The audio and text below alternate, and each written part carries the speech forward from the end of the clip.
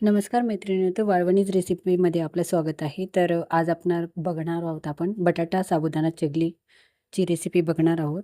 तर ही रेसिपी करताना माझ्याकडून एक चूक झाली आहे. तसं तर अगदी परफेक्ट रेसिपी कोणीही शेअर करतं, पण मी ही रेसिपी याकरिता शेअर करत आहे, की जे कोणी पहिल्यांदा जर ट्राय करत असेल ही रेसिपी करायला, तर त्यांनाही हा माझा अनुभव कसा वाटला नक्की सांगा. कारण की मी हा माझा अनुभव तुम्हाला शेअर करणार आहे. परंतु अगदी परफेक्ट प्रमाणासह. तर माझी काय चूक झाली आहे पुढे मी तुम्हाला व्हिडिओमध्ये सांगणारच आहे. तर इथे मी 1.5 किलो बटाटे घेतले आहे आणि अर्धा किलो साबुदाणा रात्रभर पाण्यामध्ये भिजवून घेतला आहे. आणि साबुदाणा भिजवताना आपल्याला 1 इंच वरती पाणी ठेवायचं आहे साबुदाण्यामध्ये, जेणेकरून साबुदाणा आपला अगदी चांगला फुलला जाईल. तर 1.5 किलो बटाटे मी अगदी छानपैकी कुकरला शिजवून घेणार आहे. म्हणजे तो इतपत शिजवायचा आहे आपल्याला, की तो मॅश करताना त्याच्यामध्ये गाठी राहिल्या नाही पाहिजेत. तर इथे मी बटाटा शिजवून घेतला. आता आपल्याला बटाटा शिजवून झाल्यानंतर चेक करायचा आहे, की तो कितपत शिजलेला आहे. नाहीतर मग आपण पुन्हा कुकर गॅसवरती ठेवून परत 1-2 शिट्ट्या काढू शकतो. आता हा बघा, हा साबुदाणा मी जो घेतला आहे, ज्या पातेल्यामध्ये ज्या साईजमध्ये साबुदाणा आलेला आहे, तेवढ्याच साईजचे पाणी आपल्याला 1.5 पट घ्यायचे आहे. परंतु इथे ना माझी किसणीच सापडत नव्हती, त्यामुळे मग मी इथे तुम्हाला दुप्पट पाणी घालायचे असे सांगितलेले आहे. तर पुढे बघा तुम्ही रेसिपी आपली कशी होत आहे ते. तर आता आपल्याला हा साबुदाणा शिजवून घ्यायचा आहे. तर हा साबुदाणा या पातेल्याने मी 1.5 पट पाणी टाकायला हवं होतं, तर इथं मी 2 पातेलेसं पाणी टाकलेलं आहे. तर इथे अर्धा पातेलं माझ्याकडून जास्त पाणी झालेलं आहे. तर तुम्ही 1.5च पातेलं, म्हणजे कुठल्याही पातेल्याने किंवा भांड्याने तुम्ही जर साबुदाणा भिजवलेला असेल, तर त्याच्या अगदी आपल्याला 1.5 पटच पाणी घ्यायचं आहे. आणि किलोला 1 चमचा मीठ, 1 किलोला 1 चमचा मीठ अशा पद्धतीने 2 किलोचं आपलं जे मिश्रण आहे, म्हणजे बटाटा आणि साबुदाणा धरून, तर दोन्हीला 2 चमचे मीठ आणि 2 चमचे लाल तिखट मी इथे वापरलेलं आहे. इथे तुम्ही हिरवी मिरचीची पेस्ट देखील वापरू शकता. तीही 2 चमच्याच्याच प्रमाणात तुम्हाला वापरावी लागेल.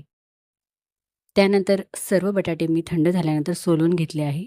तोपर्यंत आपल्याला इकडे पाणी उकळत ठेवायचं आहे. हे पाणी उकळल्यानंतर यामध्ये आपल्याला हा साबुदाणा 15 ते 20 मिनिटं आपल्याला शिजवून घ्यायचं आहे. म्हणजे ट्रान्सपरंट होईपर्यंत आपल्याला हा साबुदाणा शिजवायचा आहे. याने काय होतं, आपली चकली ही दुप्पट-तिप्पट फुलते आणि खाताना साबुदाणा कच्चा लागत नाही. तर ही पहिली टिप आहे. आता इथे मी हे शिजवायला टाकलेले आहे. हा साबुदाणा शिजेपर्यंत आपले बटाटे अगदी सोलून आणि मॅश करून होतात. तर इथे मी बटाटे मॅश करून घेतले बघा. माझी किसणी सापडत नव्हती मोठी, त्यामुळे मी या छोट्याच किसणीवरती सर्व बटाटे अगदी बारीक मॅश करून घेतलेले आहे. आणि आता तुम्ही बघू शकता आपलं मिश्रण अगदी घट्ट झालं आहे. साबुदाणा देखील ट्रान्सपरंट झाला आहे आणि जवळजवळ त्याची क्वांटिटी देखील कमी झालेली आहे. म्हणजे जितकं पाणी टाकलेलं होतं तर कमी झालेलं आहे. या स्टेजला आपल्याला गॅस बंद करायचा आहे आणि या बटाट्याच्या किसमध्ये आपल्याला हे मिश्रण ओतायचं आहे. आता माझ्याकडनं अर्धा पातेलं पाणी जास्त झालेलं होतं, तर मी एकदाच हे पाणी ओतलेलं नाही आहे. हे थोडे थांबून 10-10 मिनिट, 5-5, 10-10 मिनिटाच्या अंतराने ओतलेलं आहे. आणि बटाटा असा आहे की कितीही पाणी असलं तरी तो शोषून घेतो. परंतु फक्त एकच मिस्टेक होते आपल्याकडनं. पुढे बघा काय होते ते. अशा पद्धतीने आपलं मिश्रण झालेलं आहे. तर हे मिक्स करायला मला 15 ते 20 मिनिटं लागलेले आहेत. त्यानंतर बघा आपलं मिश्रण अशा अशा पद्धतीने झालेलं आहे. यामध्ये फक्त एकच चुकी झाली, की माझ्याकडून अर्धा पातेलं पाणी जास्त झालेलं आहे. त्यामुळे त्या चकल्या पाडताना बघा काय होत आहे ते तुम्हाला मी व्हिडिओमध्ये शेअर केलेला आहे. आणि हा व्हिडिओ काढताना माझा छोटा भाचा आहे, त्याने हा व्हिडिओ शेअर केलेला आहे. त्यामुळे तो थोडासा क्लिअर नाही आला, तरी तुम्ही समजून घ्या, की चकली टाकताना काय प्रॉब्लेम येतोय. इथे एकच प्रॉब्लेम झालेला आहे फक्त, की चकली जी आपली गोल नाही पडत आहे, ती मध्ये-मध्ये तुटते. तर आलं ना तुमच्या लक्षात आता की काय प्रॉब्लेम झालेला आहे. तर तुम्ही फक्त 1.5 पटच पाणी वापरा. आणि अशा पद्धतीने मी आज चकल्या सर्व टाकून दिल्या आहेत उन्हामध्ये. आणि बघा चकली सुकल्यानंतर किती छान फुलत आहे आपली चकली, बघू शकता तुम्ही. तेलामध्ये कुठेही ती लाल पडत नाही आहे किंवा अगदी जळत नाही आहे. मिरचीचे प्रमाणही अगदी परफेक्ट झालेलं आहे आणि मीठही अगदी परफेक्ट प्रमाणात झालेले होते.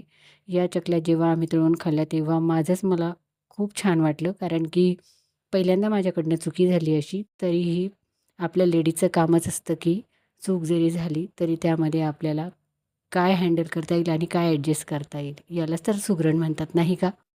तर बघा आपल्या चकल्या किती छान दुपटी-तिपटीने फुलत आहेत. आता मी तुम्हाला तळून दाखवत आहे. या तुम्ही तळताना तर बघतायत किती दुपटी-तिपटीने फुललेले आहेत. आणि या तळल्यानंतर देखील ह्या अगदी कुरकुरीत राहतात, म्हणजे सैल पडत नाही. तुम्ही आवाज तर ऐकू शकता बघा. तर तुम्हाला चकलीच्या आवाजावरून तर समजलेच असेल. आणि चकलीची साईज देखील बघा किती पट फुललेली आहे. तर कसा वाटला आजचा व्हिडिओ? आवडला असेल तर लाईक जरूर करा आणि कॉमेंटमध्ये नक्की सांगा की या रेसिपीमध्ये माझी काय चूक झाली. तोपर्यंत बाय.